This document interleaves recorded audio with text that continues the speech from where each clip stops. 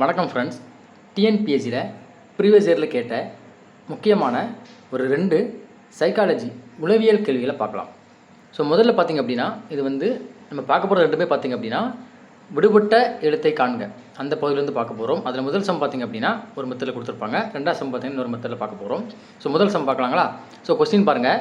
13 CA, அடுத்து 216 FAB, அடுத்து 25 EB, அடுத்து 237 டேஷ் போட்டிருக்காங்க. அது நம்ம கண்டுபிடிக்க வேண்டிய ஆன்சர். அடுத்து பார்த்தீங்கன்னா 46 FDன்னு கொடுத்துருக்காங்க. இது என்ன மெத்தடில் போட்டிருக்காங்க நம்ம முதல்ல செக் பண்ணுவோமா? ஸோ முதல்ல 13 CAன்னு போட்டிருக்காங்க. ஸோ அந்த 13க்கும் CAவுக்கும் ஏதோ ஒரு தொடர்பு இருக்குது. அந்த தொடர்பு வச்சு தான் பார்த்தீங்கன்னா அடுத்தடுத்த அந்த இது போட்டிருக்காங்க. ஓகேவா? இந்த மெத்தட் யூஸ் பண்ணி நம்ம ஆன்சர் கண்டுபிடிக்கலாம்.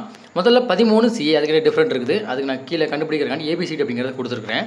ஸோ 13 அப்படிங்கிறது CAவை குறிக்கக்கூடிய ஒரு எண்ணு தான். ஓகேவா? ஸோ இதில் 1 அப்படிங்கிறது பார்த்தீங்கன்னா ஏவை குறிக்கக்கூடியது. அப்படி தான். ஸோ A அப்படிங்கிறது ABCDயில் முதல் எழுத்து, அதனால் 1 அப்படின்னு போட்டிருப்பாங்க. அடுத்து பார்த்தீங்கன்னா C அப்படிங்கிறது 3வது இடத்துல இருக்கும். ஸோ அதனால் அந்த Cக்கு 3 மென்ஷன் பண்ணியிருப்பாங்க.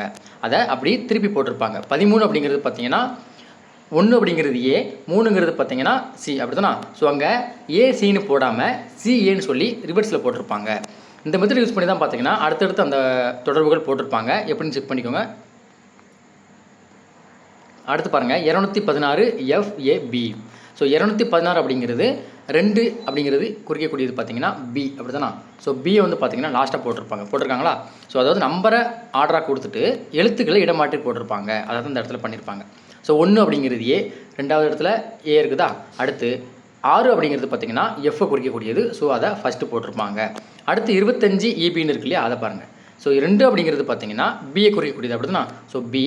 5ங்கிறது பார்த்தீங்கன்னா E குறிக்கக்கூடியது. அப்போ 25 அப்படிங்கிறத BEன்னு எழுதாமல் EBன்னு எழுதியிருப்பாங்க. ஸோ இந்த மெத்தடை யூஸ் பண்ணி நம்ம ஆன்சர் கண்டுபிடிக்க போகிறோம். அப்போ ஆன்சர் பார்த்துடலாமா? ஸோ முதல்ல கொடுத்துருக்குது 237. அப்போ 2 அப்படிங்கிறது என்ன வரும்? B அப்படிங்கிறத குறிக்கும், அப்படி தானே? ஸோ அப்போ Bயை லாஸ்ட்டில் போட்டுக்கோங்க. அடுத்து என்னது? 3, அப்படி தானே? ஸோ 3வது எழுத்து C, அப்படி தானே? அப்போ Cயை முன்னாடி போட்டுக்கோங்க. அடுத்து 7வது எழுத்து என்ன இருக்குது? G அப்படிங்கிறது இருக்குது. அப்போ G. ஸோ அப்போ GCB இதுதான் பார்த்தீங்கன்னா ஆன்சர். ஆப்ஷன் Bயில் இருக்குது பாருங்கள். இதுதான் பார்த்தீங்கன்னா கரெக்ட் ஆன்சர். ஓகேவா? ஸோ இது ஒரு சிம்பிள் மெத்தட் தான். கொஞ்சம் லைட்டாக அண்டர்ஸ்டாண்ட் பண்ணிக்கிட்டே ஈஸியாக இருக்கும். ஓகேவா? ஸோ ஆப்ஷன் Bயில் இருக்கக்கூடிய GCB தான் பார்த்தீங்கன்னா கரெக்டான ஆன்சர். நெக்ஸ்ட் கொஸ்டின் பார்த்துடலாமா? இது பார்த்தீங்கன்னா 2வது கேள்வி.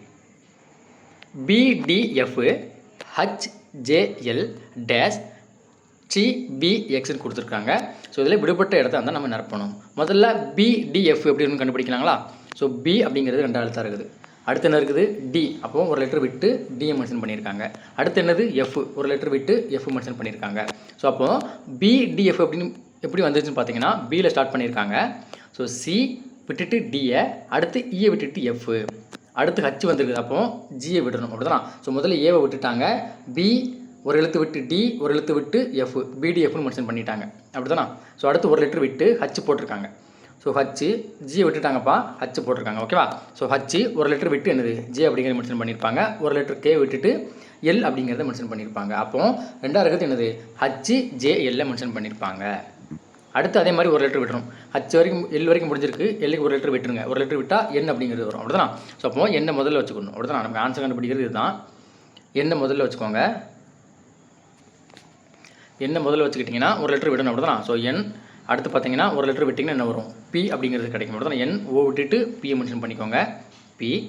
அடுத்து பார்த்தீங்கன்னா ஒரு எழுத்து விடணும், Q அப்படிங்கிறத விடணும். அடுத்து என்ன வரும்? R அப்படிங்கிறது வரும், அப்படி தானே? ஸோ NPR தான் பார்த்தீங்கன்னா கரெக்டான ஆன்சர். ஆப்ஷன் இருக்கான்னு செக் பண்ணுங்கள். ஆப்ஷன் Dயில் இருக்குது பாருங்கள். NPR இதான் பார்த்தீங்கன்னா கரெக்டான ஆன்சர். ஓகேவா? ஸோ இது சிம்பிளான மெத்தட் தான். லைட்டாக அண்டர்ஸ்டாண்ட் பண்ணிக்கினா ஈஸியாக இருக்கும். ஓகேவா? அந்த மாதிரி சிம்பிளாக தான் பார்த்தீங்கன்னா TNPSசி பொறுத்த வரைக்கும் கேட்பாங்க. இதுதான் கேட்டுகிட்டு இருக்காங்க. ஓகேவா? ஸோ இந்த ஒரு கொஸ்டின் இருக்குது. அது பார்த்தீங்கன்னா உங்களுக்கு நம்ம ஹோம் ஒர்க் கொடுக்குறோம். அதாவது நீங்கள் அதுக்கு ஆன்சர் ஃபைண்ட் பண்ணிவிட்டு இந்த வீடியோக்கு கீழே கமெண்ட் பண்ணிட்டு போங்க. மறக்காமல் அந்த கொஸ்டின் ஷோ பண்ணுறேன். இந்த இருக்குது பாருங்கள். ஓகேவா? வரிசையின் அடுத்த உறுப்பை காண்க. DF GJ KM NQ RT அடுத்தது என்னன்னு கேட்குறாங்க. ஸோ இதுக்கான சரியான ஆன்சரை நீங்கள் கமெண்ட் பண்ணிட்டு போங்க. இது முக்கியமானது ஒரு சம்மு தான். ப்ரீவியஸ் இயரில் கேட்ட கொஸ்டின் தான். மறக்காமல் கமெண்ட் பண்ணிட்டு போங்க. ஓகேவா? நன்றி, வணக்கம். அடுத்த வீடியோவில் சந்திக்கலாம்.